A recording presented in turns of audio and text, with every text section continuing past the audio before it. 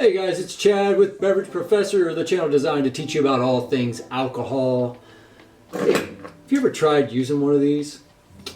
Are you a little nervous about using one of these? Have you just given up and decided, I'm not using one of these, instead I'll just go buy one of these, or I'll get one of these, but you know what?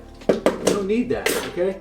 You can use these. They're easy. I'm going to show you how to use, this is a waiter's wine tool. Alright, so if you are a server or a bartender, you will need one of these wine tools. You can't carry one of these things around and pop a bottle of wine at a table with it, or one of these don't fit in your pocket well. These are perfect, and this is what you're going to want to use. And you can get these for about $10 to $15. This is a waiter's wine tool. They have a double hinge, or they have a single hinge one. Okay, these tools can run you some money if you want to get real fancy and get you one of these Laguiels.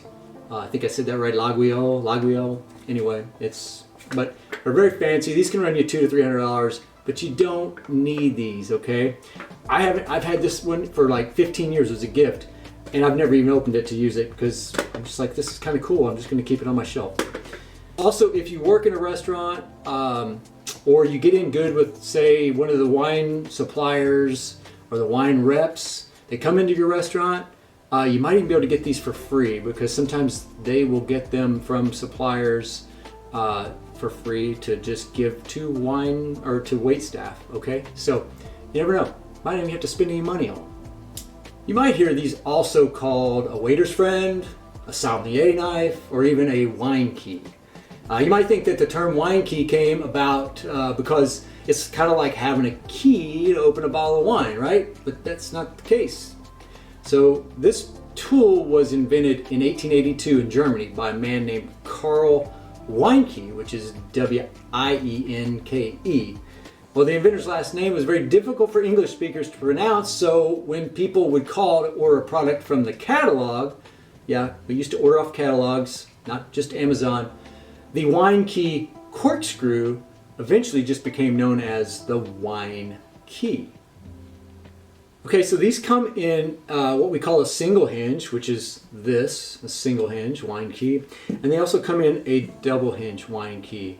I prefer the double hinge, but I like the double hinge much better. So hopefully you'll just get a double hinge. All right, let's start here really with the parts that this wine tool has. So first you have a knife, okay? And this is used to open the foil or to cut the foil.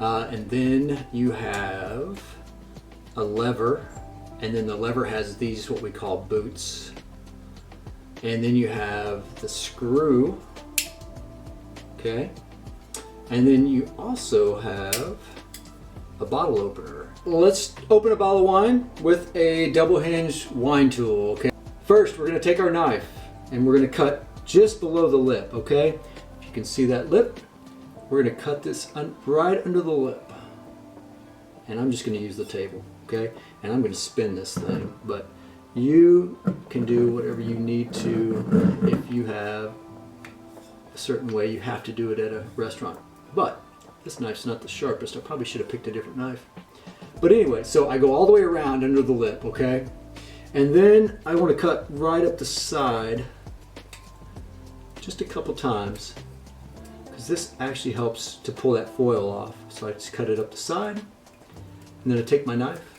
and I just peel that right off. Okay?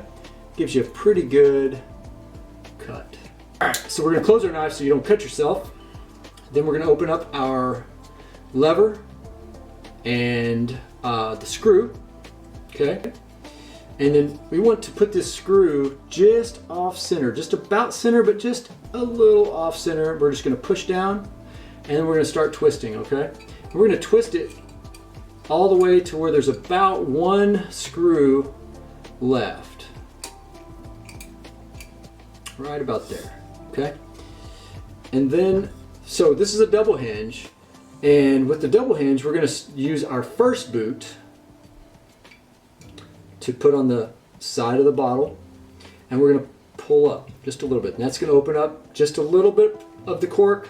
We're going to readjust to the second boot, and then pull up the rest of the way. Now, once you get about to this point, this is where people start breaking corks.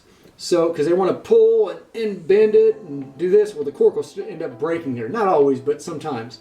So you want to stop right there, readjust, have it like this, and then just use your hand, okay, to just work the cork out and open the bottle.